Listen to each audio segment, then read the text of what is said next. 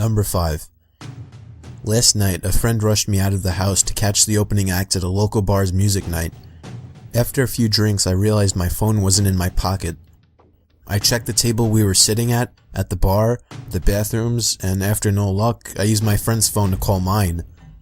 After 2 rings, someone answered, gave out a low, raspy giggle, and hung up. They didn't answer again. I eventually gave it up as a lost cause and headed home. I found my phone laying on my nightstand, right where I left it. Number 4. When I was a kid, I was always the last kid to get picked up by the bus driver to go to school. One day I was waiting for the bus by myself, and a bus with no kids pulled up. The bus driver smiled and told me to hop on. I just had a bad feeling. I said, "Where are the other kids?" He said, "We will go get them now. Just get on." He got more and more pushy but didn't do anything crazy. I just kept saying no and he shrugged and left. The real bus pulled up a few minutes later. I went to school and my parents didn't know until I mentioned it that night. Looking back, they were pretty worried. I remember them scrambling to make a few phone calls. Number 3. A few years back, I rented an apartment from a friend of mine. He had recently bought it and had it completely renovated. He put it up for sale but couldn't find a buyer, so I offered to rent it in the meantime. After moving in, I realized there was something wrong with the lady next door. She was about 45 but looked much older. She would sit up all night listening to Christian radio shows and talking loudly to someone. It got to the point where I couldn't sleep, so I went over to her place and asked her to keep it down. She opened the door and I got a quick peek. Her walls all had crosses painted on them in different colors, and words like Jesus and angels scribbled everywhere. The windows were painted black, letting no light in at all. It was damp, yellow-stained 50-year-old carpets, dog shit, and cockroaches everywhere. No dog, though. I asked her to please keep it down. She just looked at me and shut the door. Then she turned up the radio even louder. The next night I had my girlfriend staying over. I wake up in the middle of the night and see a shadow of a person next to the bed, looking at us sleeping. I think I'm hallucinating, as I usually do in the dark when I'm sleepy. But then the shadow starts talking. It's my neighbor and she's holding something in her hand. She broke in during the night and who knows how long she stood there. "You should lock your doors at night," she says and walks out. The next morning I hear someone making strange noises below my bedroom window. It's my neighbor talking to herself in tongue. She has a plastic bag in her hand with her rotting dead dog inside.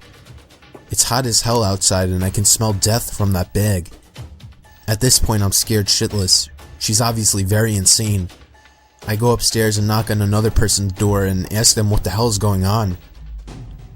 The guy is as scared as me. Apparently she broke into his apartment one evening as well while he was watching TV with his kids. He got up from the couch to get a snack, only to find her behind the couch, staring at him holding a power drill. Come to think about it, now I know what was in her hand. At this stage, I'm basically shitting myself. I call the cops and they know all about her. Apparently she's a violent schizophrenic and she hasn't taken her meds, but they can't force her or enter her apartment without her permission because she owns it.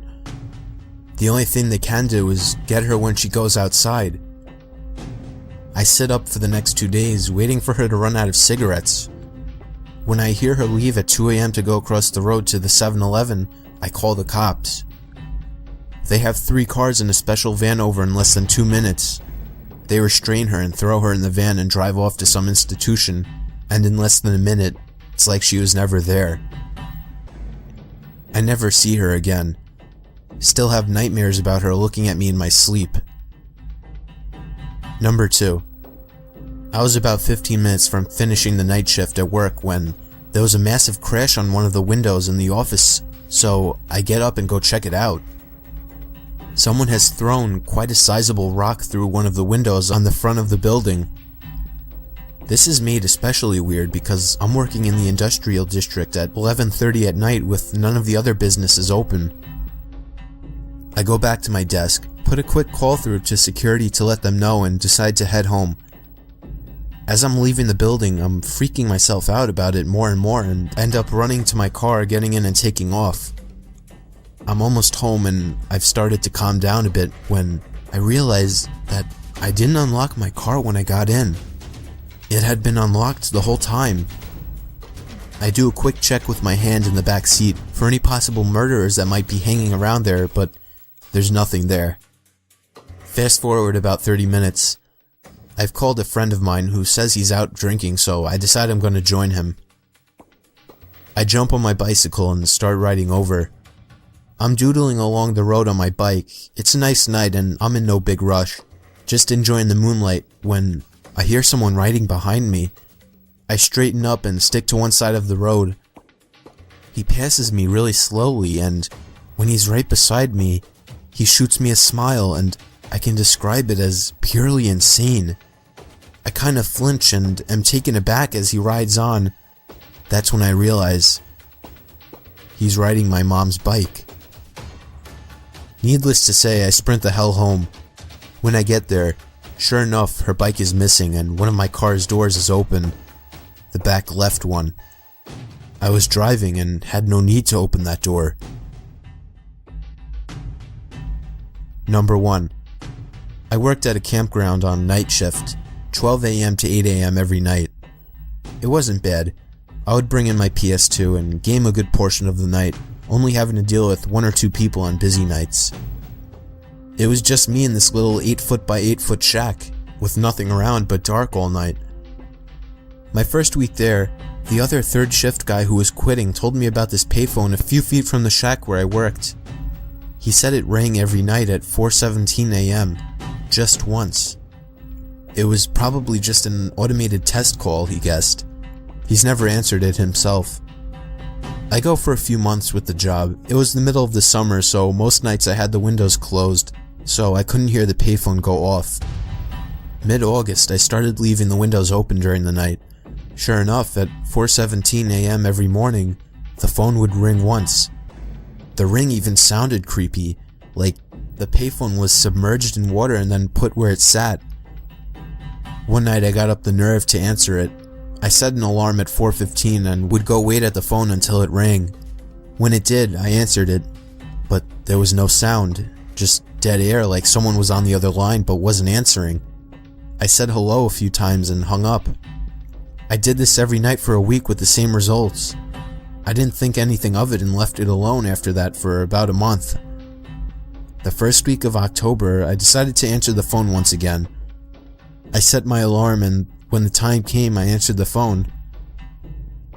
I repeatedly said hello into the phone. Then I heard what sounded like someone inhaling through clenched teeth. The voice that sounded was rough and sounded like he had gargled gravel. He said my name. My complete name. First, middle, and last. It was a voice I've never heard. My voice caught in my throat and I hung up. I rattled some change into the payphone and hit star 69. The number had come from California. I lived in Indiana.